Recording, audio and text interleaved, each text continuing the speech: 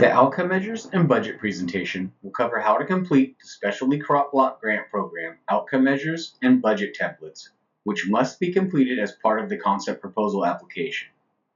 As a reminder, please check the Handouts tab for reference material. The outcome measures have been developed by the U.S. Department of Agriculture, Agricultural Marketing Services, as well as the Office of Management and Budget to standardize performance indicators that apply to the Specialty Crop Block Grant Program. The reasoning for standardized performance indicators is to compile data across all states, making it easier to see the effect that the program has on the specialty crop industry. The data that is compiled strengthens the need for continued SCBGP funding. Note that because these performance indicators were developed to provide a standardized measure of the program results, outcome measures and associated indicators and sub-indicators may not be altered, amended, or replaced. When completing the outcome measure supplement, applicants should only enter the information being requested and provide responses in the format described. Changes of any type, even to make a clarification, should never be made to the text of the outcome measures.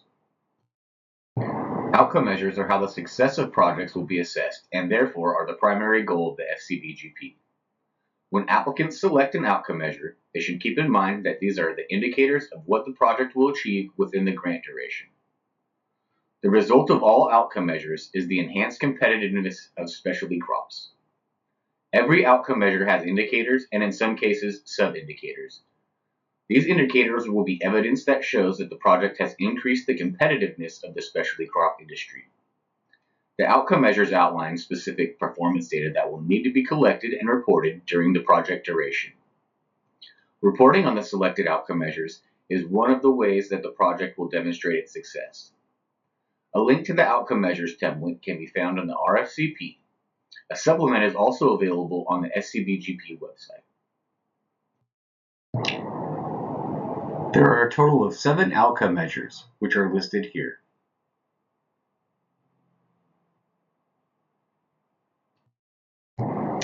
This is an example of what the outcome measures template looks like. Please note that this does not include all of the available outcome measures. To help in selecting an appropriate outcome measure for your project, the California Department of Food and Agriculture provides an outcome measures supplement that lists the outcome measures, indicators, and sub-indicators, along with some additional explanation. When preparing a concept proposal, please select at least one outcome measure and an associated indicator and sub-indicator if applicable. A copy of the supplement is available in the Handouts tab on GoToWebinar. To learn more about each outcome measure, please review the Outcome Measures Supplement available on the SCBGP website. There are a few key points for applicants to keep in mind when selecting outcome measures for their project. The number of outcomes or indicators selected is not a factor in the overall scoring of the proposal. Selecting more outcome measures does not mean that your project will be viewed more favorably. Only applicable outcomes and indicators should be selected. Projects that are awarded grant funds are required to report on all outcomes and indicators selected, so applicants should only identify their outcomes their organization will have the capability to monitor and report on. All numerical estimates provided should be reasonable. It is preferred that you not extrapolate data. We understand that the values indicated for selected outcome measures in the concept phase are simply a projection. However, it's important for applicants to provide a realistic estimate. Every outcome measure, indicator, and sub-indicator selected must be achievable within the grant duration, which is 2 years and 8 months. It is important that all marketing and promotion projects, as well as all proposals submitted to the Grown in California funding category, must identify one or more sub-indicators, A, B, or C, from Outcome 1, Indicator 1.5, increasing consumption and consumer purchasing of specialty crops. All marketing and or promotion projects that focus efforts to advertise, sell, promote, market and generate publicity, attract new customers, or raise customer awareness for specialty crops or a specialty crop venue must select Outcome Measure 1, Indicator 1.5, regardless of the funding category that the proposal is submitted under. For Outcome Measure 1, Indicator 1.5, the specific sub-indicator selected must be expressed as either a dollar value, percentage change, or a combination of volume and average price as a result of the marketing and/or promotion activities. Only one sub-indicator needs to be selected. It is necessary to measure actual sales figures resulting from marketing efforts against an established baseline as evidence of an increase in sales. Please briefly describe how this baseline will be determined in the description of data collection methods. For projects that don't already have a baseline of sales in dollars, one of the project objectives must be to determine a baseline during the grant period. Here is some additional information regarding the definitions of terms that are commonly used. The difference between jobs and careers is that jobs are the net gain of paid employment, whereas new business created or adopted can indicate new careers. For each outcome measure and indicator selected, a description is required of the data collection methods that will be used to report on the progress of the outcome measure. This is where the applicant will provide details about the activities that the project will conduct to collect data, measure, and track the progress toward achieving the selected indicator or sub-indicator. This section should not include information regarding how work plan objectives or other aspects of the project will be measured or monitored that are not related to the outcome measures. Information regarding research methods for project activities or work plan objectives should not be included. The data collection box in the outcome measure supplement should describe the plan for collecting data and monitoring the selected outcome measures only. Should a grant be awarded, recipients will be required to report on their selected outcome measures separately from their work plan objectives. In addition, each outcome measure must have a complete response for the selected data collection methods. Applicants should not include comments that refer to other sections of the proposal. For example, as described in prior outcome measure or as described in the work plan. This is an example of a completed outcome measures form. Outcome measure 1, indicator 1.5, sub-indicator A has been selected. Also note that whole numbers have been entered and a description was provided for data collection methods. Please ensure that the content provided in the description box is appropriate, necessary, and responsive to the intended purpose of the project. In the section that states enter number, please provide only a whole number. Applicants should double check to ensure that they have entered the required values and description of data collection methods for all of the selected outcome measures before moving on. That concludes the outcome measures presentation. This presentation will cover the budget template that applicants will submit with their concept proposal. These are a few tips for applicants to consider as they prepare their budget. Applicants should ensure that all of the requested costs are allowable. If the budget includes a substantial amount of unallowable costs, the proposal may be disqualified. It is strongly encouraged that applicants reference the allowable and unallowable costs and activities table when completing their budgets. Applicants should also reference 2 CFR Parts 200 and 400. A copy of the allowable and unallowable costs and activities table has been provided in the Handouts tab of this GoToWebinar. Some costs that would be unallowable would be using grant funds to purchase or grow produce to donate to other entities and/or individuals. Promotional giveaways such as swag and gifts are unallowable. Another unallowable cost is selling and marketing costs designed solely to promote the image of an organization, general logo, or brand rather than eligible specialty crops. Applicants should ensure that all costs are justified and directly support the project objectives. Reviewers will want to know why this item is being requested and how it relates to the project activities. In the concept proposal phase, a basic description of costs is adequate. Check that the cost estimates are reasonable and realistic. We understand that at this point the budget is a best estimate based on current information. However, we do ask that applicants do their homework to ensure their estimates aren't over or understated. There is no limit on the amount that a budget can change from the concept proposal phase to the grant proposal phase. CDFA, however, cannot anticipate how changes will be reviewed by the TRC, and substantial changes, plus or minus 20%, may be questioned. It's It's important that the applicant's concept proposal budget is realistic estimate. Applicants should double-check all budget totals to make sure that they are correct. This attention to detail shows the care and time that was taken in preparing the budget. Also, please start your applications early and don't wait until the day applications are due to start your budget. There are a number of resources and links available on the SCBGP website to help applicants as they are completing their proposal. They are also included in the Handouts tab of this meeting. What is the difference between direct and indirect costs? Direct costs can be identified specifically with a particular award, project, or activity, or directly assigned to an award, project, or activity relatively easily with a high degree of accuracy. Indirect costs, also known as facilities and administrative costs, are incurred for common or joint objectives and cannot be easily identified specifically with a particular award, project, or activity. These typically include costs associated with running the organization as a whole, such as administrative staff salaries, rent, utilities, and office supplies. All costs listed in categories A through G should be direct costs. Indirect costs should only be listed in category H. This is what an example of the budget template looks like. This is a PDF that will need to be downloaded and fast, completed, and then uploaded in the Attachments tab. An example is available in Appendix B of the RFCP.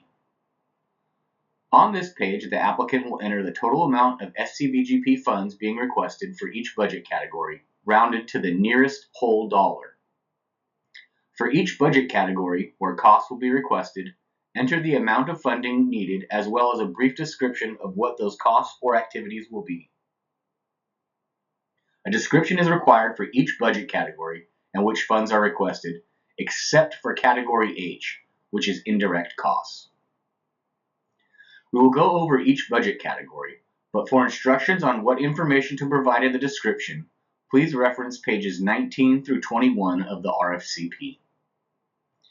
On page 24 of the RFCP, there's a link to the General Services Administration or GSA website, where you will find relevant per diem and lodging rates for travel. Locality pay rates needed to determine appropriate pay for contractors will be listed on the website of the Office of Personnel Management. A completed sample budget is available on page 31 of the RFCP. Please note that this is just an example provided to illustrate what a completed budget might look like. The first category is Category A, Salary and Wages. This is where the applicant will list the total estimated cost of salary and wages for time spent working on the project by employees of the applicant organization. In the description box, please list the title of each employee as well as the amount of time they will be spent working on each project. For hourly employees, applicants just need to report the number of hours worked. For salaried employees, applicants should use percentage full-time equivalent. Please note that a year-by-year breakdown is not required, only the total amount requested for each. Salary and hourly requests should follow the U.S. General Schedule pay scale for the locality in which the employee will be working. Additional justification is required for employees or contractors whose salaries will exceed the GS 15 Step 10 rate of pay. Category B is Fringe Benefits. Fringe benefits include benefits like paid leave, health insurance, pensions, and unemployment, and is calculated as a percentage of an employee's salary. In the amount requested box, applicants should list the total estimated fringe benefits cost for employees of the organization, determined in accordance with the applicant's established fringe benefits policy. In the description box, please provide the approximate fringe benefit rate and the types of benefits included.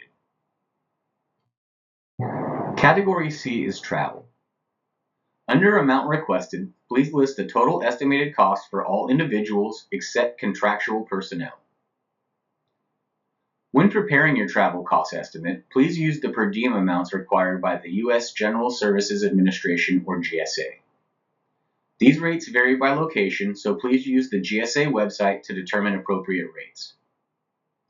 A link to the GSA website has been included on page 24 of the RFCP. Although the budget is only an estimate at this stage, please use the GSA per diem rates to ensure costs are not excessively high. Please note that per diem rates for the first and last days of travel are not the same rates as full travel days. In the description box, describe the travel that will be needed to accomplish the project objectives. Category D is special purpose equipment. This is where applicants will list the cost to purchase any special purpose equipment needed for your project.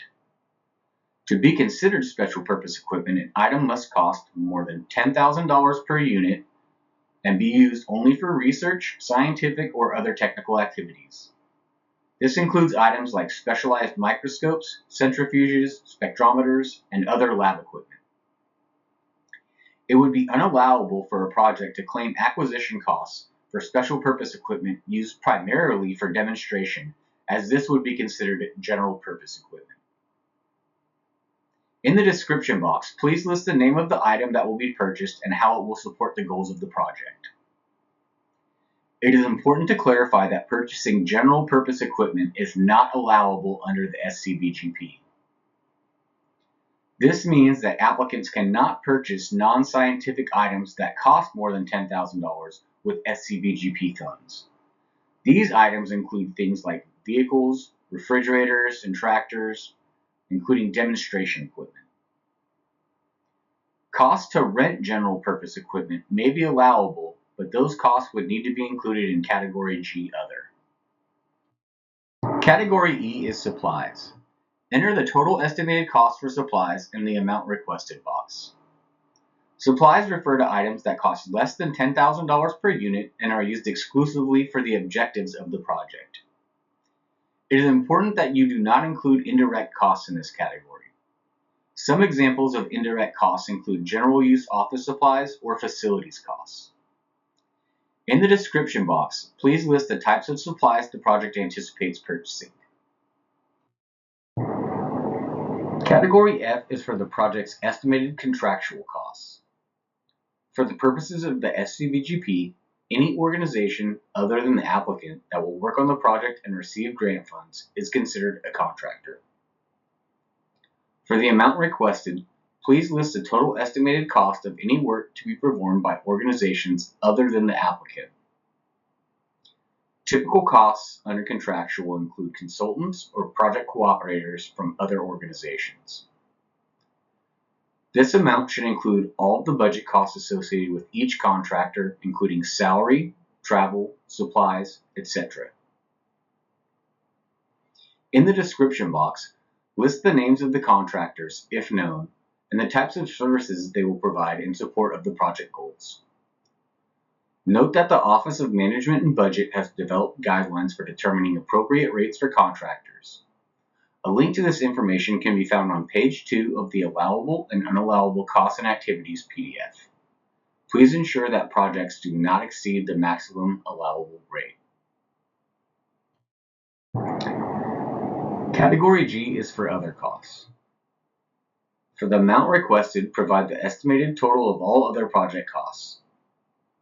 Examples of costs that should be listed under Other include registration fees, speaker fees, fees to publish project results in professional journals, costs for data collection and analysis, meeting space or equipment rentals, out-of-house printing costs, postage, and tuition support for students working on grant activities. In this box, be sure to provide a brief explanation of the types of costs that will be included. Category H is where applicants will indicate the amount of indirect costs requested for their project. Remember that the indirect costs are the facilities and administrative costs that cannot easily be tied directly to the activities of the grant. The maximum allowable indirect rate under the SCBGP is 8% of total personnel costs.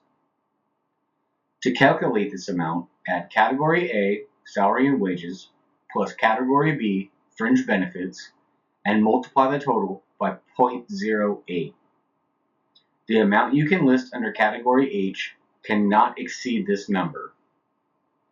Note that indirect costs for contractors should be included in F, contractual, with that contractor's costs. For this budget category, no description is required. The total amount requested for budget categories A through H should match the award requested amount in FAST. Again, the total funds requested cannot be less than $100,000 or greater than $500,000. That concludes the budget presentation.